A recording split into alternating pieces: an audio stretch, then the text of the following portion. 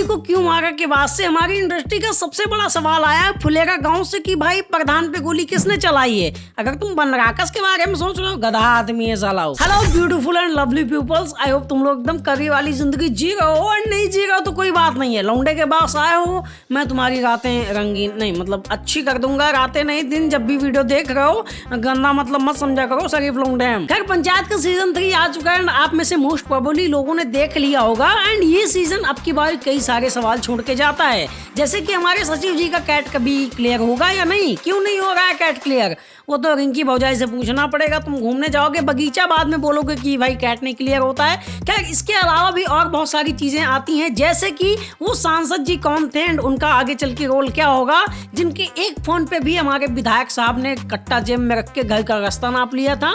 उसके अलावा नेक्स्ट और सबसे बड़ा क्वेश्चन सीरीज से निकल के आता है कि आखिर प्रधान पे गोली किसने चलाई है। देखो प्रधान पे किसने गोली चलाई है, इसके लिए हम सीरीज की एंडिंग में पहुंचते हैं, जहां पर हम देखते हैं कि सचिव जी हमारे कैट का एग्जाम देने जा रहे होते हैं। उनको छोड़ने के लिए प्रहलाद चा हो जाए, हमारे प्रधान जी, ये लोग साथ में जाते हैं और विकास भी हमारा साथ में रहता है।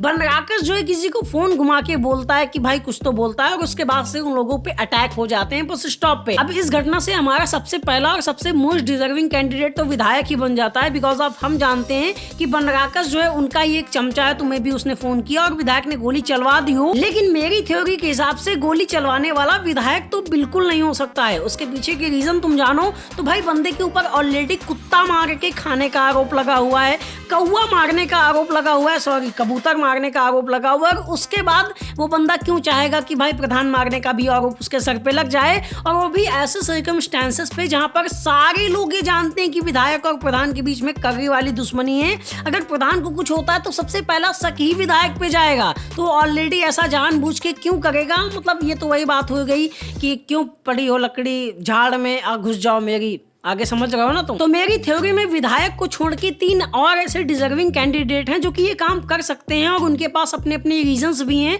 जिनमें से सबसे पहला आता है हमारे विधायक जी की फूल सी प्यारी बिटिया, जो कि काफी पढ़ी हुई और मॉडर्न सी फील होती हैं। इस काम को करने के लिए उनके पास सबसे बड़ा रीजन है उनके पिता की इंसल्ट, जो कि फुलेरा वासियों के द्वारा या फिर ग्राम के प्रधान के द्वारा की गई है बहुत बड़े लेवल पर। तो मैं भी अपने पिता की इंसल्ट का बदला लेने के लिए उस बंदी ने ऐसा किया हो। और इन पर शक जाने के पीछे का एक और रीजन है कि मेकर्स ने इनकी राइटिंग को इस तरह से रखा है कि हमें इस कैरेक्टर के किसी बैकग्राउंड के बारे में कुछ नहीं पता है। एज लाइक कि वो बंदी करती क्या है, कितनी एजुकेटेड है, किस तरह की मानसिकता है, कुछ भी नहीं, क्योंकि उनका स्क्रीन टाइम ही उतना नहीं था। सिर्फ अपने पापा के साथ आती हैं जाती हैं। एंड जैसा कि इस पूरी सीरीज की ही राइटिंग है, हम जानते हैं कि स्टार्टिंग में विधायक का भी बहुत बड़ा रोल नहीं था, आगे चल के उन्हें स्क्रीन टाइम दिया गया जैसे कि प्रहलाद चा। तो मे भी इनके मेकर्स ने इनके लिए आगे कुछ एक्स्ट्रा रखा हुआ हो, बिकॉज ऑफ कि इनके फादर की जिस तरह की इमेज है, और अभी तो मारपीट भी हो गया, तो उनका करियर तो तुम खत्म ही समझो। तो मे भी आने वाले टाइम पे इस कैरेक्टर की और इंपॉर्टेंस आगे चल के बढ़ जाए पॉलिटिकल मैटर्स में, या फिर खुद ही विधायकी के पद पे खड़ी हो जाए। इसके बाद जो हमारे मोस्ट डिजर्विंग कैंडिडेट नंबर 2 हैं, वो हो सकते हैं हमारे सांसद, जिनके एक फोन पर ही विधायक जी ने जो है मारपीट करने का निगड़ा एकदम शांत कर लिया और चुपचाप चले गए थे। ये बंदा मेरी नजर में इसलिए आता है क्योंकि ये विधायक से फोन पे कहता है कि राजनीति किसी पहलवानी की तरह नहीं बल्कि शतरंज की तरह खेली जाती है।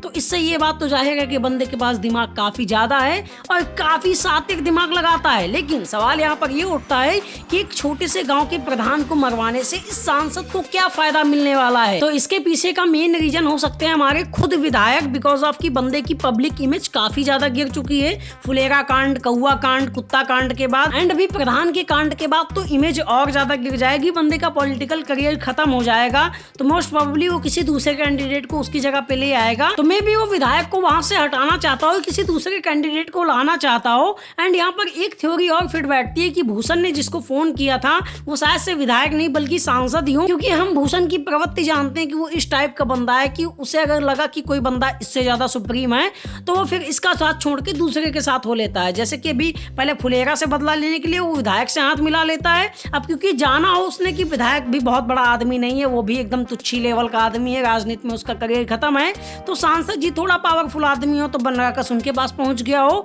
एंड मे बी वो दोनों लोग मिलके आगे चल के कुछ प्लानिंग्स कर रहे हो कि विधायक भी हटेगा आपके रास्ते से, मेरे रास्ते से हटेगा प्रधान, और चीजें हो जाएंगी एकदम आसान। खैर इसके बाद थर्ड एंड सबसे ज्यादा मोस्ट डिजर्विंग जो कैंडिडेट है वो मैं खुद अपने प्रधान जी को मानता हूँ। हाँ, तुम लोगों को ये बात बुरी लग सकती है बिकॉज ऑफ की कैरेक्टर से तुम्हें प्यार हो सकता है, बट मुझे उस विधायक की ये बात याद आती है कि कहीं ऐसा तो नहीं है कि बंदे ने खुद ही ग्राम पंचायती का चुनाव जीतना है, सिंपैथी लेने के लिए अपने आप पे गोली चलवा ली हो। अब इसके पीछे बहुत सारे रीजन हैं, और जिनमें से सबसे पहला रीजन ये है कि भाई प्रधान के कैरेक्टर की राइटिंग। जैसा कि हम जानते हैं कि ये character most of the selfish character है इस पूरी सीरीज का, जिसको समझने के लिए तुम सीजन 1 से ही जाओ, जहां पर सचिव जी के साथ इसकी बॉन्डिंग किस तरह से रहती है। जब एक मॉनिटर चोरी हो जाता है तो कितना ज्यादा चीजें सुनाता है ये सचिव जी को कि लापरवाही हम बर्दाश्त नहीं करेंगे, ये नुकसान हुआ, इसकी भरपाई कौन करेगा। इसके बाद भी हम कई सारी जगहों पर देख सकते हैं जहां पर सचिव और विधायक की पहले झड़प होती है, सचिव को गाली देते हैं विधायक,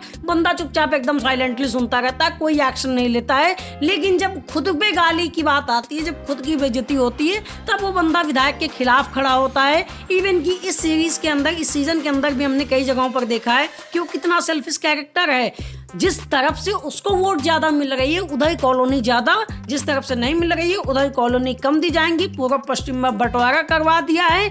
बम बहादुर जैसे एक छोटे से आदमी की जान को खतरे में डाल देता है सिर्फ इस बात के लिए कि इसी बहाने हमारे विधायक से थोड़ा सा जो है हिसाब साफ हो जाएगा। इतना ही नहीं, अपनी इमेज को बचाने के लिए जब वो रोड के गड्ढे पे गिर जाता है तो उस बंदे को कॉलोनी देने के लिए भी उनकी अम्मा को तैयार हो जाता है कि हाँ तुमको कॉलोनी हम दे देंगे, बस तुम ये मत बताना गाँव वालों के सामने कि हम रोड पे गिर गए हैं। तो इस तरह की प्रवृत्ति है इस बंदे की। बंदा इतना ज्यादा सेल्फिश है कि सचिव जी इसे पसंद तो खूब आते हैं, लेकिन जब इसकी वाइफ कहती है कि सचिव जी के साथ ही शादी क्यों ना करा दो, तो बंदा कहता है आदमी तो बढ़िया है, बस थोड़ी सैलरी इनकी कम है, तो ऐसा हो नहीं सकता है।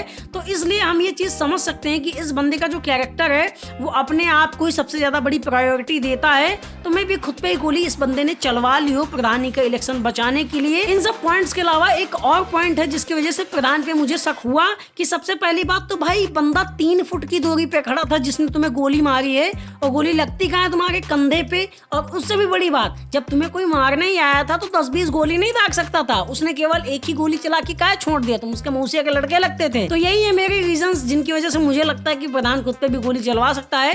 बाकी तुम्हारा क्या कहना है। एंड पंचायत के सीजन 4 के बारे में मैं इतना कहना चाहूंगा कि पॉलिटिकली काफी ज्यादा डीप और डार्क होने वाली है इस बार। खैर तुम्हारा इस पूरी थ्योरीज के बारे में क्या कहना है तुम कमेंट सेक्शन में बताओ। तुम्हें वीडियो पसंद है तो इसको लाइक कर दो, बाकी चैनल को सब्सक्राइब करके जाओ। मिलेंगे किसी अगले वीडियो में। ओके बाय, जय हिंद, हट बंद लगा।